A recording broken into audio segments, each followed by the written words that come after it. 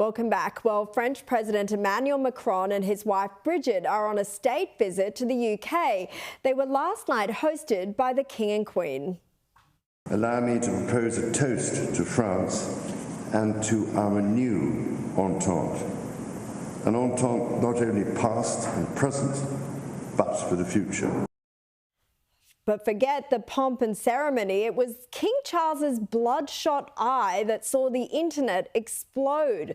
Joining me now is News Corp Europe correspondent and Sky News contributor Sophie Elsworth. Sophie, great to see you again. Has the palace explained this situation with the bloodshot eye? Well, Caroline, this definitely set the internet alight when the King emerged yesterday with what looked like a pretty grisly injury to his eye.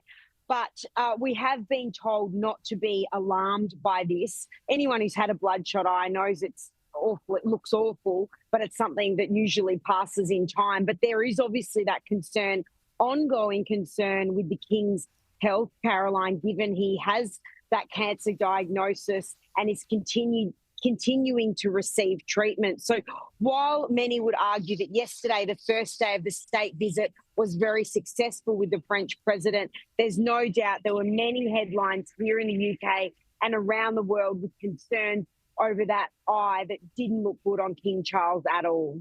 Yeah, you're right. Often it just looks a whole lot worse than it is. It doesn't help when you're already under such scrutiny over all the other health scares that he's had. Now, also on this visit, Sophie, the French president criticised Brexit as deeply regrettable and also paid a sweet tribute to the late Queen Elizabeth. To you, she was your queen. To us, she was the queen. Sophie, what were Macron's main messages? Well, he addressed Westminster yesterday.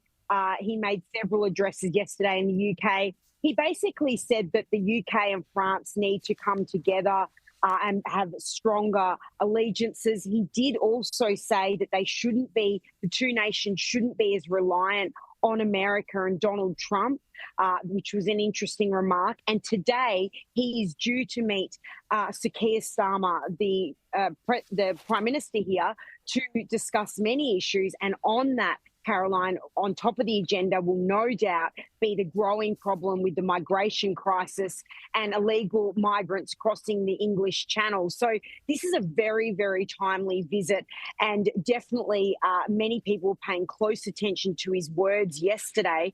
But he is very fond of the UK. He has a good relationship with the King. So more will unfold because he has another 2 days here in the UK.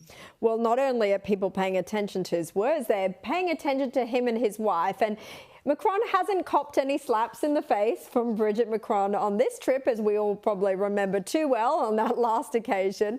But there have been some reports that she snubbed him as he tried to help her down the stairs of his jet. What's going on, do you think, with these two?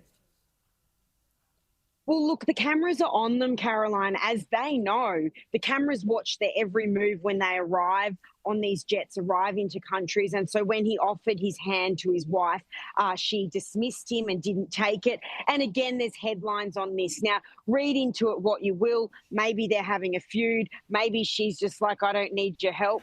But it definitely doesn't help their cause after that slap that many people discussed and were, questioning their stability of their marriage, which undoubtedly always happens when these things take place in the public arena.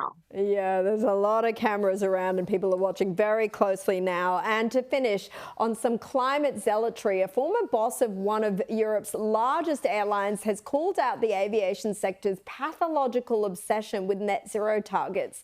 Peter Elbers of Indigo said in parts of Europe and in the Netherlands, certainly, a vocal minority is having a very significant influence on policies and direction.